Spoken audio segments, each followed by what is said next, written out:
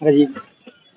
The visitor की team पहुंची है आज कुंभ नगरी में, और हम ऐसे ही एक संगोष्ठी में पहुंचे हैं जहां पे भंडारा चल रहा है। और हमको यहाँ पे जो भंडारा, यहाँ संगोष्ठी के महाराज जी हैं जो साइकिल से बड़ी दूरी से आए हैं। क्या है कुंभ, क्या है इनकी यात्रा कैसी रही, कैसे यात्राएं इन्होंने की, और किस प्रकार से कुंभ का महत्वता है, और ये अपने माध्यम से बताएंगे। महाराज जी, आप कहाँ से हैं?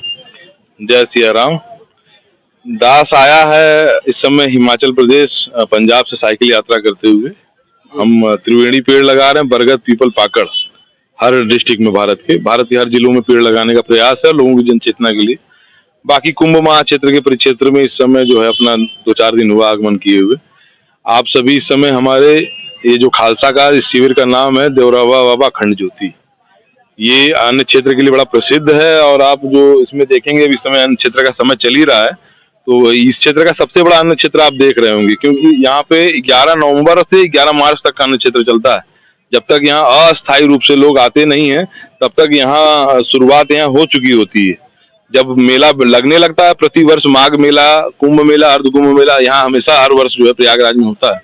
तो उसमें जो सबसे मुख्य स्थान आपको मिलेगा पूरे कुंभ मेला का, इसका कभी भी स्थान बदला नहीं जाता, क्योंकि यहाँ एक अखंड ज्योति है, और इस अखंड ज्योति को निरंतर 18 वर्षों से जो है चेतन रखा गया है। बाकी देवरावा बाबा हमारी योगी सरकार का ये स्थान है, मचान वाले सरकार जो है हमारे। तो इस क्षेत्र में आपको राज राजेश्वर महादेव का भी स्थान है, आप दर्शन करेंगे ये भी मिलेगा। पर विशेषता इस जगह की है अखंड ज्योति की, कि जो भी साधु आते हैं उनका पहले खालसा मुकाम लगाने से पहले वो सारे यहीं पर रुकते हैं, खाते पीते हैं, लेबर भी उनकी खाती पीती है। और जब मेला हटता है तो भी हमारा जो है ना ये शिविर लगा रहता है, तो हम लोग यही मदद करते रहते हैं उनकी खान पान से, रहन सहन से। तो ये एक तरीके से मुख्य जो है यहाँ का अन्य क्षेत्र है देवरावा बाबा। महाराज जी, कुंभ इस बार का जो कुंभ है वो कैसे विशेष है, इसका क्या महत्व है, इसमें किस प्रकार से लोग आएंगे, स्नान करेंगे तो उनको किस प्रकार की पुण्य की प्राप्ति होगी, इसकी महत्वता के बारे में आप क्या कहना चाहेंगे? देखो, ये जो कुंभ है ये 144 वर्ष वाला कुंभ है। कुंभ तो हमेशा लगता है अर्ध कुंभ, महाकुंभ, पर ये पूर्ण कुंभ है। ये 144 वर्षों के बाद से लगा है, शायद किसी मनुष्य के, हम लोगों के जो इस समय के वर्तमान के समय में दोबारा हमको न मिले। तो इस कुंभ की जो सबसे बड़ी विशेषता है कि इस अमृत कलश में से जो बात होती है कि कुंभ कलश है क्या, कुंभ है क्या, तो कुंभ से निकली हुई अमृत का जो ज्ञान है वो 4 जगहों पर गिरा है छलक के। तो चारों जगहों के बारे में लोगों को अच्छी जानकारी होती है, किस किस जगह कुंभ लगता है।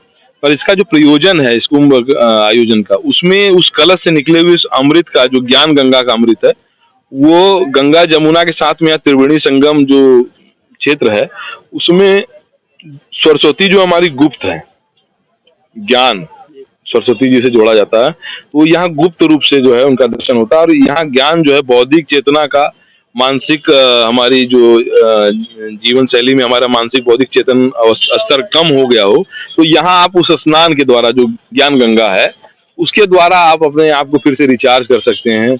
उसमें आप अपने आप को आके जो है मानसिक रूप से जो है पदोन्नति कर सकते हैं अपने मानसिक स्थिति की।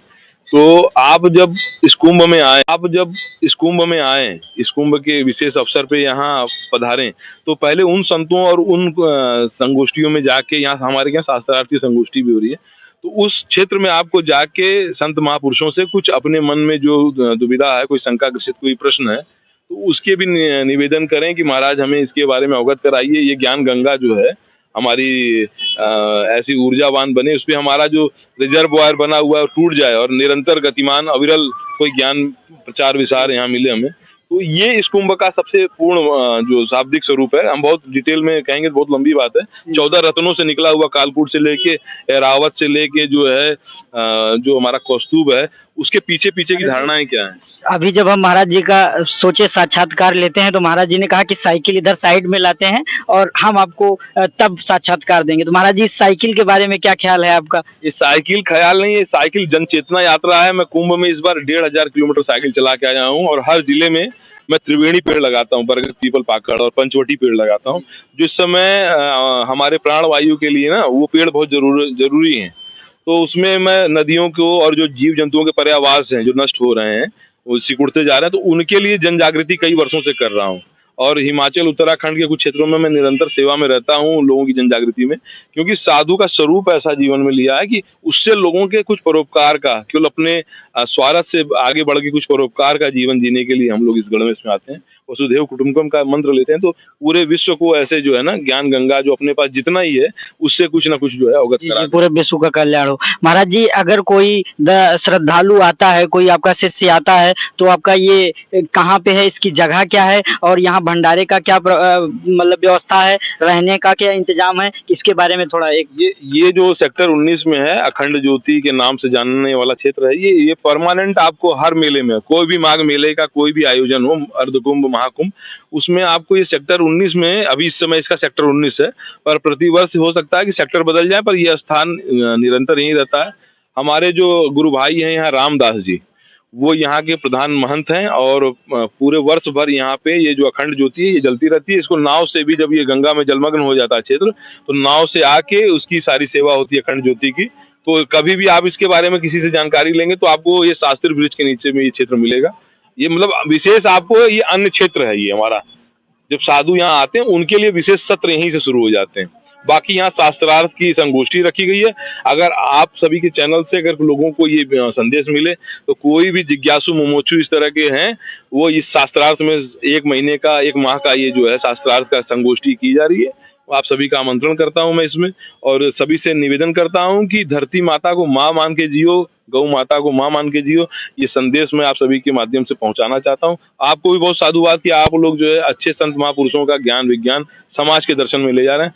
पर थोड़ी सी आपको मैं सुझाव रूप में एक और अपनी बात कहता हूँ कि बहुत से यहाँ पे आए हुए संत भी हैं, अलग अलग स्वरूप में आते हैं, तो हमारी भारतीय संस्कृति का जो मूल चेतन स्वरूप है उसको आप प्रस्तुत करने का प्रयास करें, ना कि पाखंड और जो, क्योंकि हमारे समाज में हमेशा से कुछ न कुछ ऐसी दुर्वासनाओं के लिए अनसोशल एलिमेंट्स लगे रहते हैं कि सनातन की कैसे भी वो किसी भी तरीके से हम उसके ऊपर में कीचड़ उछाल सके, आक्षेप कर सकें। तो प्रयास ये करिए कि अच्छे से अच्छे कंटेंट जो है आपको समाज में देने के लिए, क्योंकि ज्ञान गंगा का यहाँ सत्र हो रहा है, बौद्धिक चेतना का सत्र हो रहा है, तो ये प्रयास आपके चैनल के द्वारा रहे तो बहुत अच्छी बात है, क्योंकि आपका चैनल का नाम बहुत सुंदर है, बहुत अच्छा लगा। जो है इस तरह के नाम रखना चाहिए। कोई क्या रख, कोई त्रिकाल खंड रख के आ रहा है, कोई काल कपाल रख के आ रहा है, तो मतलब ये है कि संदेश दे रहे हैं, तो संदेश ये होना चाहिए। महाराज जी ने हमको बड़ा मधुर संदेश दिया, और उन्होंने ये भी बताया कि किस प्रकार से ये संगोष्ठी यहाँ पे रहती है, ज्ञान गंगा संगोष्ठी, और उसमें कोई भी जो इच्छुक व्यक्ति है जिसको कुछ भी विचार अपने रखने हैं, या कोई जिज्ञासु व्यक्ति हो, आके यहाँ 1 महीने लगातार संगोष्ठी चलेगी, ज्ञान गंगा संगोष्ठी, उसमें आके अपना विचार रख सकता है, पूछ सकता है, प्रश्न कर सकता है, उत्तर प्राप्त कर सकता है। और महाराज जी का ये साक्षात्कार आपको कैसा लगा, हमको जरूर बताएं कमेंट सेक्शन में। Shivam Shukla, the visitor, Kumbh Nagar, camera person Kapil Tiwari के साथ। इसमें